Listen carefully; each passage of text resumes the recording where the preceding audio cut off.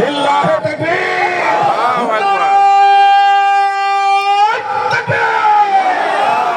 আল কোরআনের আলো, আল হাদিসের আলো, সুন্নাতের আলো, বায়াতের আলো, ওলি আল্লাহ যেইখানে, আল্লাহ আল্লাহ যেইখানে, নারায়ে তাকবীর। চিৎকার দিয়ে বলুন আলহামদুলিল্লাহ। আলহামদুলিল্লাহ। মুসলমানদের হাতিয়ার ছিল লিল্লাহি তাকবীর, আল্লাহু আকবার। মুসলমানেরা সিংহের জাত। কি বলেন? মুসলমান কি শিয়ালের জাত? কথা বলতে হবে। না মুসলমান কি শিয়ালের জাত?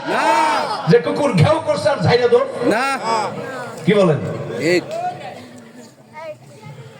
শিয়াল আসছে মাতুবাড়ি করতে কুকুরের কাছে, তাকে কুকুর ঘেউ ঘেউ করে, গাছের ডালে একটা মোরগ দেখা যায়। মোরগ বুঝেন না? মোরগ। আর শিয়ালে কয় যে মামা একটু আয়, একটু কথা বলি। মোরগ কয় যে না রে মামা, কথা আমি বলবো ঠিক আছে, তা আমারও উস্তাদ আসতেছে, উস্তাদ আসুক, এরপর আমি গাছের ডালতে নামি। শিয়ালে কয় মামু তোর আবার উস্তাদ কিরা? ও যে দূরে আসতেছে। শিয়ালে তাকায় দেখে যে আপনার কুত্তা একটা আসতেছে। যেই কুকুর দেখছে, শিয়াল কয় মামু আমি অজু করে আসি, মানে আমি একটু অজু করে আসি। তো কুকুর দেখলেই শিয়াল আর ওই এলাকায় নাই। তো মুসলমান যারা, আমরা যারা মুসলমান কিন্তু শিয়ালের জাত না। রাজনৈতিক ভাবে যে যে দল করে সেটা আপনার ব্যক্তিগত ব্যাপার, ওদিকে আমার আলোচনার বিষয় না। মুসলিম যারা, যাদের কলমের মধ্যে আল্লাহর ভয় আছে, যাদের হাতে আছে কোরআন, যাদের হাতে আছে নবীর সুন্নাহ, এরা কখনো শিয়ালের জাত, এরা সিংহের জাত। মুসলমান তো সেই জাতি। শাহজালাল যখন লিল্লাহি তাকবীরের ধ্বনি দিয়েছিল, বাতিল শক্তি মাথা নত করতে বাধ্য হয়েছিল, ঠিক কিনা? মুসলমান তো সেই জাতি।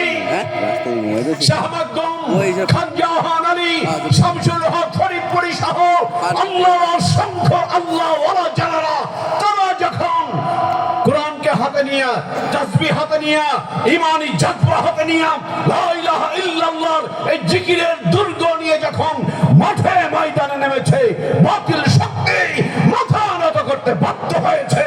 মুসলমান তো সেই জাত। অতএব আমাদের হাতে আছে কোরআন। কি আছে? আমাদের হাতে আছে কোরআন, আমাদের হাতে আছে নবীর সুন্নাহ। ভয় কিসে? লা খাউফুন আলাইহিম ওয়া লা হুম ইয়াহজানুন। জোরে বলুন না সুবহানাল্লাহ।